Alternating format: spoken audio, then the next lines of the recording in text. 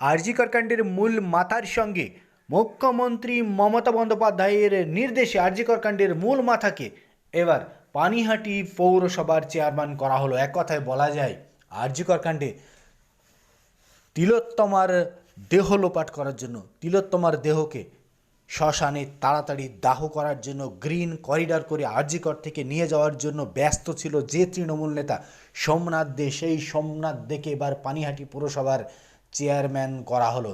পুরস্কার দেওয়া হলো সোমনাথ দেকে। আরজিকর কাণ্ডে খুব দ্রুততার সঙ্গে দেহ লোপাট করেছিলেন সোমনাথ দে, সেই সোমনাথ দেকে এবার পুরস্কৃত করল মমতা বন্দ্যোপাধ্যায়ের সরকার। সরাসরি মমতা বন্দ্যোপাধ্যায়ের নির্দেশ মতোই কাজ করা হলো। আরজিকর কাণ্ডের এবার সব থেকে মারাত্মক এবং ভয়ঙ্কর তথ্য উঠে এলো। আরজিকর কাণ্ডের ঘটনার এবার নয়া মোড় নিতে চলেছে এই সোমনাথ দত্ত পৌরসভার চেয়ারম্যান হওয়ার পর থেকেই।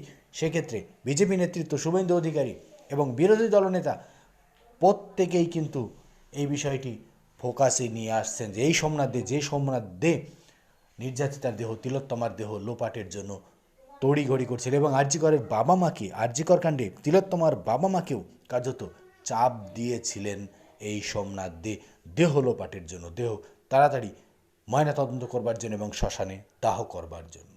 সেই সোমনাথ দেকে এবার পুরস্কার তুলে দিলেন মমতা বন্দ্যোপাধ্যায়।